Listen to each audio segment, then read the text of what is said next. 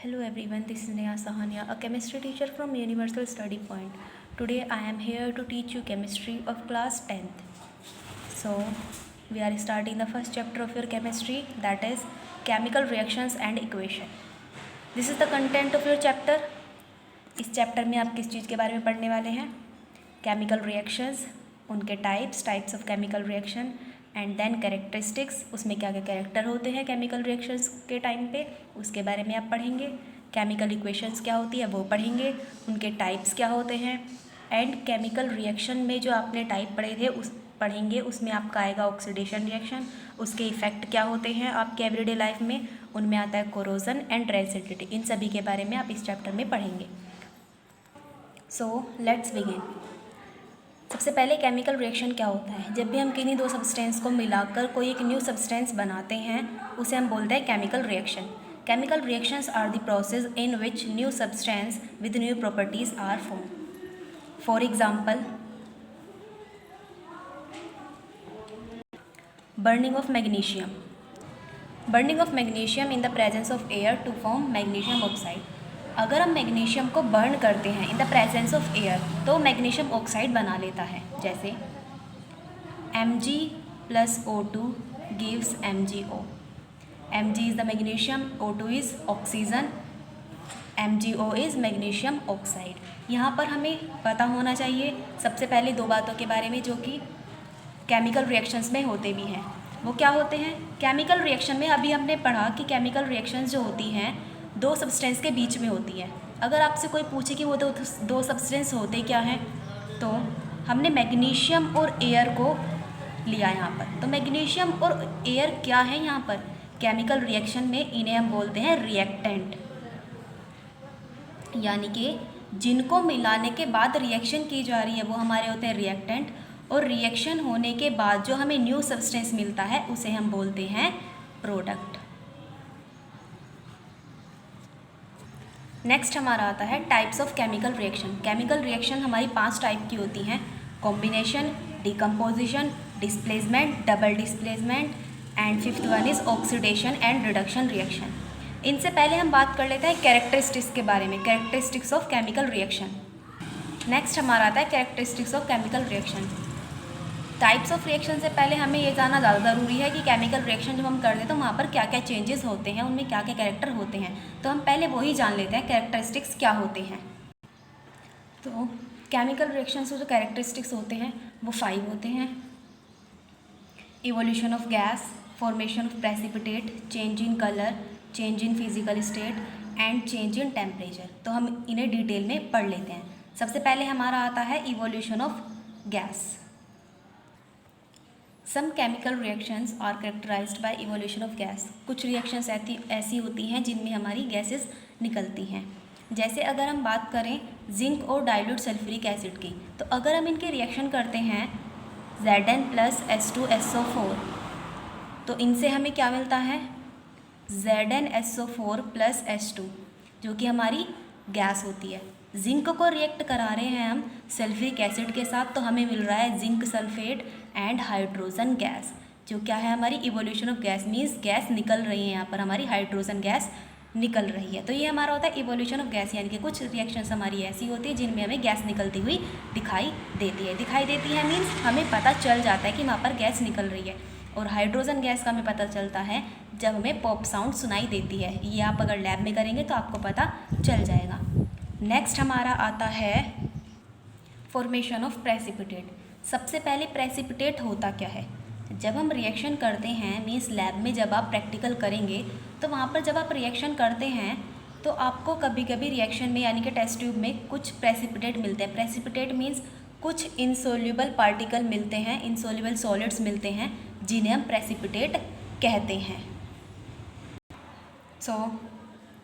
जैसे हम बात करें पोटेशियम आयोडाइड और लेड नाइट्रेट की, अगर हम इन दोनों की रिएक्शन कराते हैं तो हमें यहाँ पर येलो प्रेसिपिटेट मिलते हैं, वो भी लेड आयोडाइड के।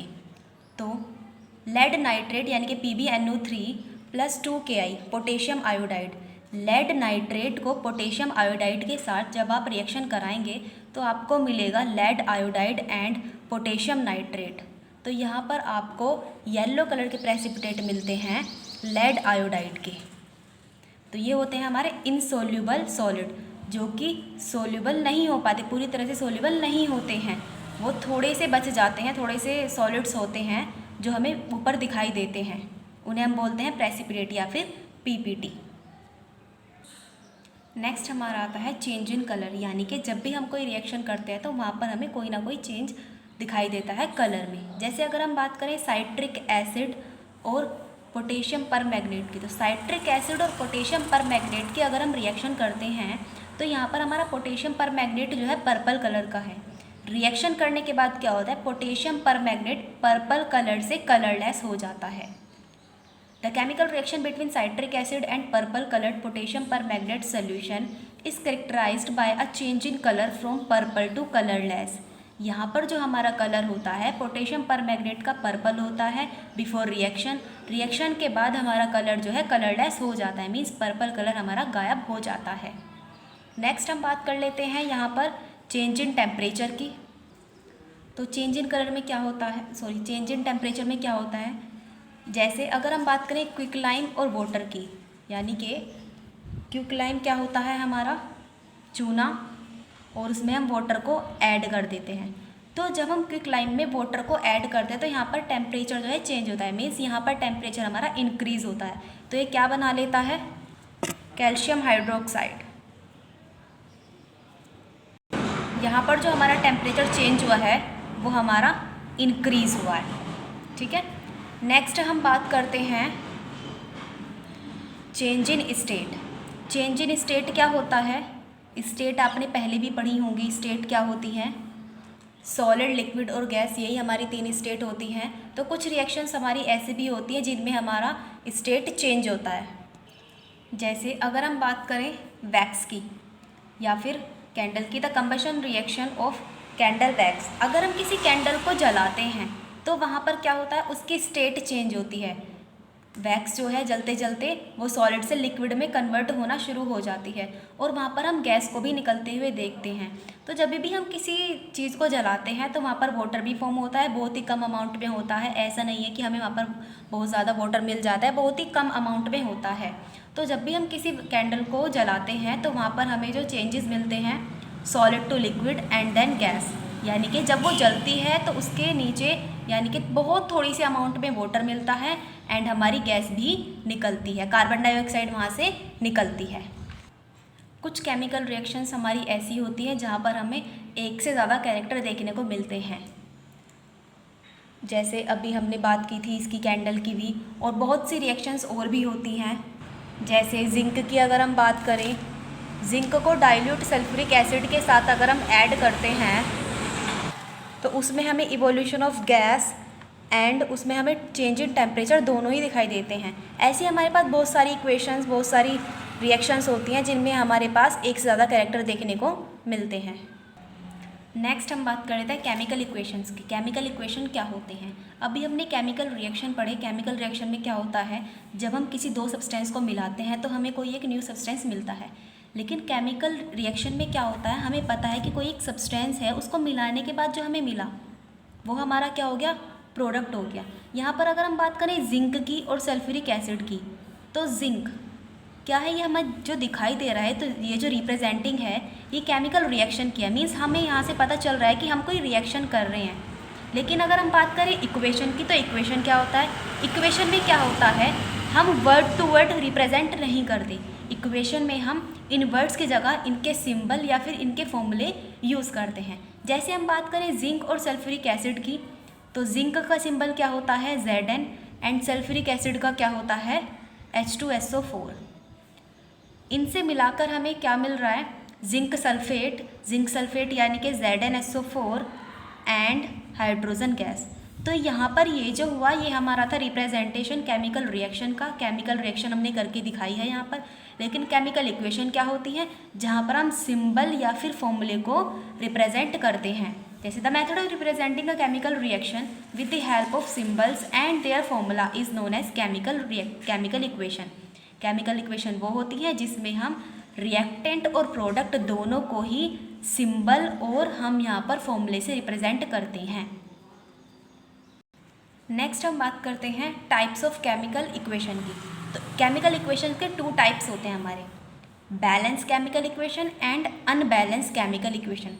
तो ये दोनों क्या होते हैं वो पढ़ लेते हैं। सबसे पहले हम बात करते हैं बैलेंस्ड केमिकल इक्वेशन की। बैलेंस्ड केमिकल इक्वेशन क्या होता, तो सबसे पहले हम बात कर लेते हैं बैलेंस्ड केमिकल इक्वेशन की। बैलेंस्ड केमिकल इक्वेशन क्या होती है, अभी हमने केमिकल इक्वेशन देखी थी। केमिकल इक्वेशन क्या है यहाँ पर हमारा, zinc plus sulphuric acid gives ZnSO4 plus H2SO2। तो यहाँ पर अगर हम बात कर रहे हैं इक्वेशन को बैलेंस्ड और अनबैलेंस की, तो बैलेंस में क्या होता है, जो हमने रिएक्शन ली थी, मीन्स ये इक्वेशन ली थी, इसमें हमें देख रहा है कि नंबर ऑफ एटम्स रिएक्टेंट और प्रोडक्ट में इक्वल हैं या फिर नहीं। मीन्स अगर हम बात करें Zn की, number of Zn atom reactant में कितने हैं, जो यहाँ पर अगर कुछ लगा हुआ है या फिर यहाँ पर कुछ लगा हुआ है 1 2 3, उसे हम बोलते हैं नंबर ऑफ एटम। यहाँ पर Zn सिर्फ और सिर्फ अकेला है, तो यहाँ पर रिएक्टेंट में कितना हुआ 1। अगर हम प्रोडक्ट की बात करें, यहाँ पर भी हमारा Zn अकेला है, तो यहाँ पर भी कितना हुआ 1। नेक्स्ट हम बात कर लेते हैं हाइड्रोजन की। हाइड्रोजन कितने हैं यहाँ पर, H2, यहाँ पर हाइड्रोजन 2 हैं। और प्रोडक्ट में अगर हम बात करें, यहाँ पर तो H है नहीं, यहाँ पर है, तो यहाँ पर भी 2। नेक्स्ट हम बात करते हैं सल्फ़र की। सल्फ़र रिएक्टेंट में कितने हैं, यहाँ पर एक ही सल्फ़र है, एंड प्रोडक्ट में यहाँ पर भी एक ही सल्फ़र है, तो दोनों बराबर हैं। नेक्स्ट बात कर लेते हैं ऑक्सीजन की। ऑक्सीजन रिएक्टेंट में 4 है, एंड प्रोडक्ट में यहाँ पर भी 4 है। तो यहाँ पर हमने जो देखा, नंबर ऑफ एटम रिएक्टेंट और प्रोडक्ट दोनों में ही इक्वल है। अगर यहाँ पर क्या होता कि Zn यहाँ पर 2 हो जाता और यहाँ पर 1 हो जाता, तो वो क्या हो जाता, इक्वेशन बैलेंस नहीं रह जाती फिर वो। तो यहाँ पर हमने क्या देखा, नंबर ऑफ एटम्स जो है रिएक्टेंट एंड प्रोडक्ट दोनों में ही इक्वल है। एक बार हम इसकी डेफिनेशन पढ़ लेते हैं। It has equal number of atoms of different elements in the reactant and product. तो बैलेंस केमिकल इक्वेशंस वो होती हैं जिसमें नंबर ऑफ एटम्स रिएक्टेंट और प्रोडक्ट दोनों में ही इक्वल होते हैं। नेक्स्ट हम बात कर लेते हैं अनबैलेंस्ड केमिकल इक्वेशन की। अनबैलेंस्ड केमिकल इक्वेशन क्या होती है, जैसे हमको एक रिएक्शन ले लेते हैं, hydrogen plus oxygen gives H2O। यहाँ पर हमने H2 और O2 को मिलाया तो हमें H2O मिल गया। अब हम बैलेंस और अनबैलेंस की बात करें तो यहाँ पर नंबर ऑफ़ एटम्स देख लेते हैं। नंबर ऑफ़ एटम्स क्या हैं, तो अगर हम बात करें रिएक्टेंट की, सबसे पहले हाइड्रोजन की बात कर लेते हैं। हाइड्रोजन रिएक्टेंट में कितने हैं, H2, मीन्स यहाँ पर 2 हैं। और अगर हम इधर बात करें, मीन्स प्रोडक्ट में बात करें, तो प्रोडक्ट में H कितने हैं, यहाँ पर भी 2 हैं, मीन्स दोनों बराबर हैं। लेकिन अभी ऑक्सीजन बचा हुआ है, ऑक्सीजन की बात कर लेते हैं।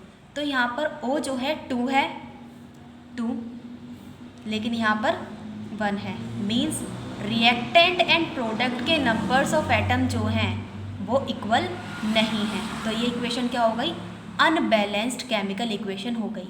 अनबैलेंस्ड केमिकल इक्वेशन क्या होती है, it has an unequal number of atoms of 1 और मोर element in the reactant and product.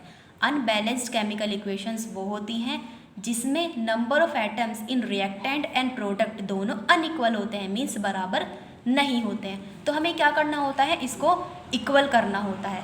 और इक्वल क्यों करना होता है, आपने 9th क्लास में ही पढ़ा होगा, law of conservation of mass. Reaction को, मीन्स ये जो इक्वेशन दी हुई है, इसमें हमें नंबर ऑफ एटम इक्वल करने होते हैं law of conservation of mass को सेटिस्फाई करवाने के लिए। तो इसको हम बैलेंस कैसे करेंगे, बैलेंसिंग ऑफ केमिकल इक्वेशन। इस इक्वेशन को बैलेंस करने के लिए हम हिट एंड ट्रायल मेथड का यूज़ करते हैं। इस मेथड में क्या होता है, जैसे हमारे पास ये इक्वेशन है H2 plus O2 gives H2O। यहाँ पर हमारा, एक बार फिर से इस इक्वेशन को लिख लेते हैं, H2 plus O2 gives H2O। यहाँ पर H2 हमारे पास 2 हैं, यहाँ पर भी H2 हमारे पास 2 हैं, बट ऑक्सीजन O यहाँ पर हमारे पास 2 हैं, यहाँ पर 2 नहीं है, यहाँ पर 1 है। तो हमें इसे बैलेंस करने के लिए क्या करना होता है, मल्टीप्लाई करनी होती है, मल्टीप्लिकेशन करना होता है पूरे ही प्रोडक्ट में। ऐसा नहीं है कि यहाँ पर 2 लगा देंगे तो बैलेंस हो जाएगा, नहीं, हमें इस पूरे ही प्रोडक्ट की मल्टीप्लाई करनी होती है। तो यहाँ पर अगर हमारे पास 2 है, यहाँ पर 2 नहीं है, मीन्स 1 है, तो किसकी मल्टीप्लाई करेंगे? यहाँ पर हम 2 की मल्टीप्लाई कर देंगे। इस पूरे प्रोडक्ट में H2O में हमने 2 की मल्टीप्लाई कर दी, तो क्या हुआ यहाँ पर? ऑक्सीजन 2 हो गए, क्योंकि 2 की मल्टीप्लाई के तो पूरे के साथ ही हुई है यहाँ पर, तो ऑक्सीजन यहाँ पर 2 हो गए। लेकिन यहाँ पर एक बैड इफेक्ट पड़ा है हाइड्रोजन पर। क्या हुआ? हाइड्रोजन यहाँ पर 4 हो गए, 2 2 ज़ा 4, लेकिन यहाँ पर तो 2 थे, तो अब हमें क्या करना पड़ेगा? इसको 4 इधर इक्वल करने के लिए हम यहाँ पर 2 से मल्टीप्लाई कर देते हैं। तो क्या हुआ? यहाँ पर इक्वेशन जो है बैलेंस हो गई by hit and trial method. तो 2H2 plus O2 gives 2H2O। अगर हम बात करें नंबर ऑफ एटम की, तो हाइड्रोजन की अगर हम बात करते हैं, हाइड्रोजन रिएक्टेंट और प्रोडक्ट में कितने हो गए हैं हमारे पास? अब यहाँ पर रिएक्टेंट की अगर हम बात करें 4 है हमारे पास, प्रोडक्ट की बात करें यहाँ पर भी 4 है। अगर हम ऑक्सीजन की बात करें, ऑक्सीजन के लिए यहाँ पर 2 हैं बिल्कुल, और यहाँ पर भी 2 हैं, क्योंकि इसके बाहर लगा हुआ है, इसकी मल्टीप्लाई इस पूरे प्रोडक्ट में हुई है, तो यहाँ पर भी 2। तो ये रिएक्शन क्या हो गई? बैलेंस हो गई। This is the balancing of chemical equation. बहुत ही ज़रूरी है, एग्ज़ाम में आती है, बहुत ही इम्पोर्टेंट है आपके लिए। आज के लिए बस इतना ही, बाकी हम नेक्स्ट पढ़ेंगे नेक्स्ट टाइम पे। Thank you.